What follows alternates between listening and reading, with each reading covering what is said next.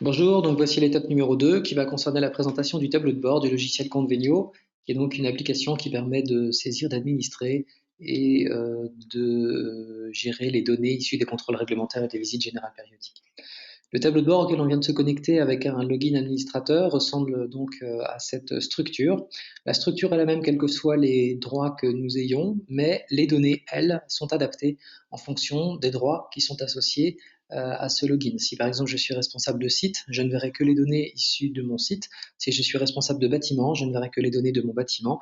Et si je suis responsable régional ou national, je verrai les données donc, qui correspondent à l'ensemble des sites consolidés à l'échelle de la région ou à l'échelle du pays.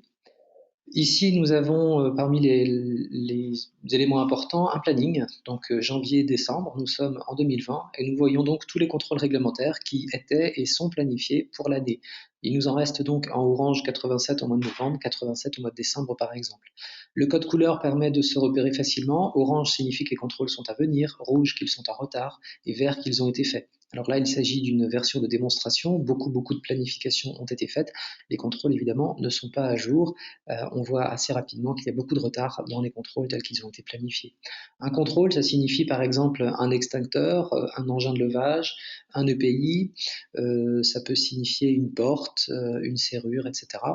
C'est vraiment un élément qui est à contrôler. La planification se fait pour cette année, pour l'année prochaine en 2021, pour l'année 2022, donc sur une échelle de temps qui peut varier, qui est adaptable par défaut 3 ans, mais on peut l'adapter à 4 ans, 5 ans si on souhaite.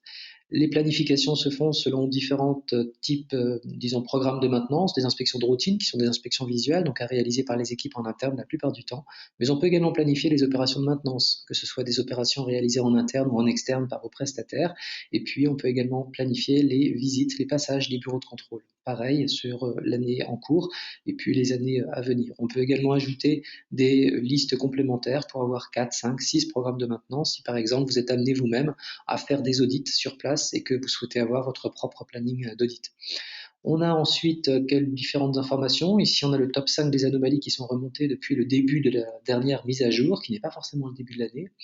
Les visites à réaliser à la journée, sur la semaine, les inspections d'urgence. Il est possible de remonter des informations ad hoc, des demandes de dépannage, des demandes d'intervention. Si par exemple, en passant sur le site, lors d'une visite planifiée, on se rend compte qu'il y a un problème d'accès, un problème de serrure, un problème de fuite, un problème de climatisation, on peut faire la demande de dépannage depuis directement l'outil. On a également en dessous une présentation des différents contrôles sur un mois glissant, qui montre donc jour après jour les contrôles qui sont à réaliser. Ici, on voit par exemple que le 14 septembre, 145 contrôles, plus 16, donc en fait 161 contrôles étaient à réaliser. Il y en a seulement 16 qui ont été faits. Ça ne signifie pas que tous les contrôles sont à faire de 9h le matin le 14 jusqu'à 17 ou 18h le soir. On peut en fait planifier une visite le 14 septembre, comme c'est le cas ici, plus ou moins un jour, plus ou moins 3 jours, une semaine, un mois ou plus ou moins 3 mois.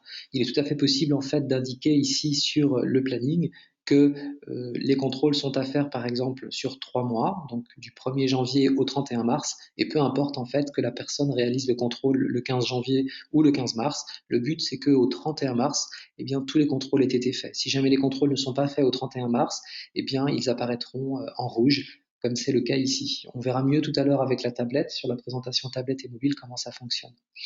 On a ensuite ici ce diagramme qui est important également, qui présente les anomalies. Lorsque les visites préventives sont réalisées, on est susceptible de remonter des anomalies. Ces anomalies se retrouvent ici, dans la partie corrective en rouge.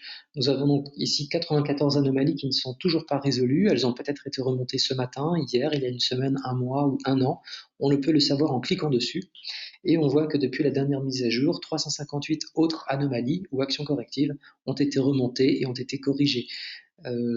Ces informations peuvent également être précisées lorsqu'on clique sur le diagramme et je vous invite donc à suivre l'étape numéro 3 pour voir comment on peut aller un peu plus loin dans la synthèse et préciser de quel type d'anomalie il s'agit pour pouvoir les traiter. Merci beaucoup.